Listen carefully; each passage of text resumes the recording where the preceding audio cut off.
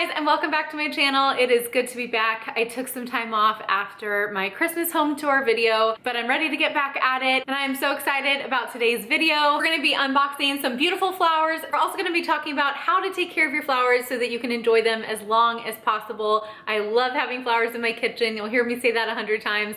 I just think it brightens everything up, and tonight is a very cold, wintry night, so we need this. This is good timing. I just wanna say thank you so much to BLOOMSYBOX for reaching out to me and partnering with me on this video. If you haven't heard of them, they have an online flower shop, and then they also have a subscription service. When they reached out to me, I was so excited because I always love to have fresh flowers in my kitchen. You guys see that if you follow me over on Instagram. I'm always posting the flowers that my husband gets me, or if I bought some for myself, and they send out beautiful flowers from eco-friendly farms, longer vase life, and a competitive price. You can shop their flower shop and just send a one-time bouquet to a friend or a loved one if there's an occasion or something that happened that you want to send flowers for. You can also send them to coworkers. They're great for corporate gifts. And then they also have a subscription option, which is a set it and forget it, and then it's almost like a surprise coming to your door. Also a great way if you are into flowers to get something different, spice it up every month, and then also learn about different types of flowers that you've never seen before. Inside is a pamphlet that kind of goes through styling tips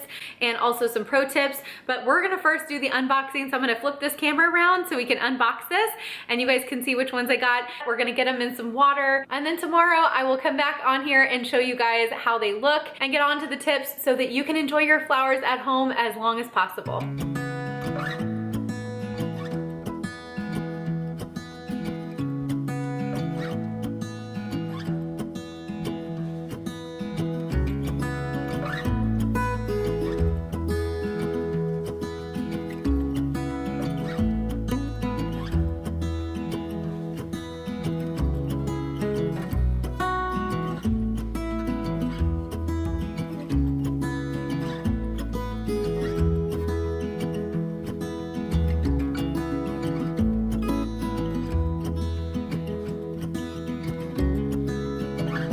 One thing about roses is they actually have these outer petals that kind of look like they will fall off, and they will. These are actually called guard petals. Those petals are there to guard the bloom while it's traveling. You can see once we remove those guard petals that you have a beautiful flower that's ready to fully bloom. So healthy, and it's closed up right now, but they're just about ready to pop.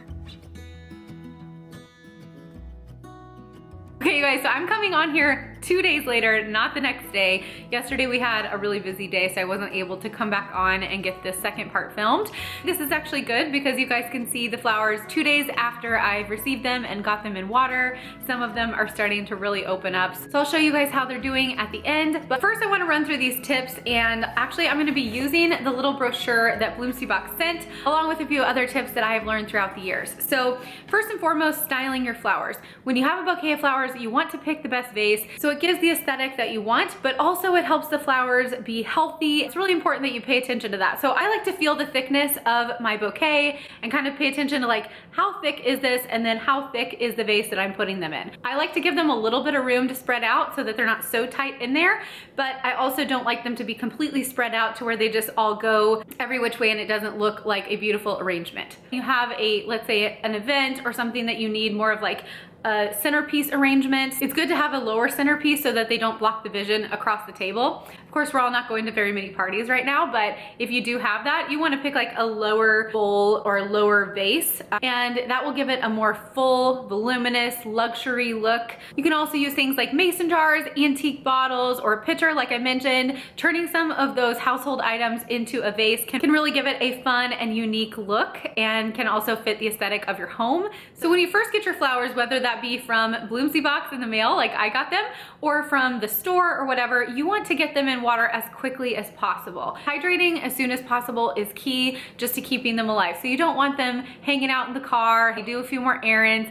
Try to time that right to where you're able to get them home quickly and get them into some water. So first you want to use that little packet that comes with your flowers. That's flower food, and I'm sure all of you are familiar with that. BLOOMSYBOX does send some with their bouquets, and you put that in the bottom of the vase, and then you fill it 3/4 of the way with cold water. And then you're going to remove remove the rubber band or whatever is holding the bouquet together. Go ahead and remove everything so that you have the flowers out. And then use scissors or kitchen shears. I really like to use my KitchenAid kitchen shears. They cut through flowers very easily. So you cut at a 45-degree angle. That's very important that you cut at an angle. And you want to cut definitely an inch off, but you can cut a little bit more off if you need to based on the height of your vase. And then also you want to remove any leaves that will fall below the water line.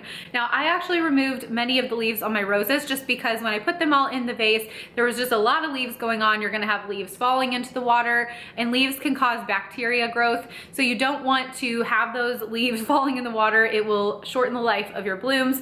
So what you wanna do is remove any leaves that are below the water line and make sure that you don't have too many to where it's really stuffed full. Look how beautiful that is. So what I like to do is I like to get all of the flowers into the vase, trimmed up, remove any of the leaves that fall below the water line, and then once they have them in there, just kind of gauge on, do they have enough room? Is it really, really tight? How does it look? And start arranging the flowers. Now, as you do that, leaves may fall into the water, so you want to remove any leaves that fall down into the water. So when you get your flowers, that's all you have to do to get them on the right track. Now, you can trim them a little bit more to arrange them different ways. I kind of like the look of just fresh cut flowers.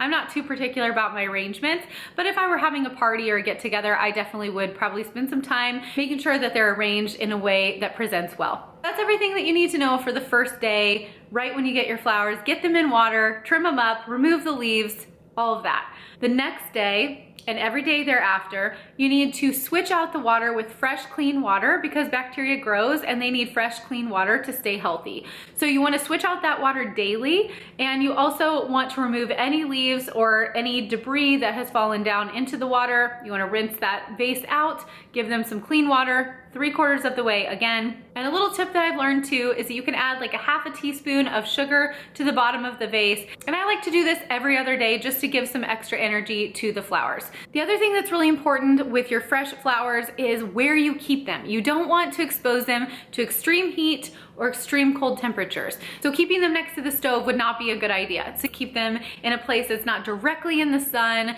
because it's gonna give them a longer vase life. You also wanna keep your flowers away from any ripening fruits or vegetables. They emit gases that can then shorten the vase life of your flowers. So make sure that you're keeping your flowers in a neutral temperature zone and away from anything else that is trying to ripen and grow, and you will see a huge difference. Before we sign off, we have to see these beautiful flowers.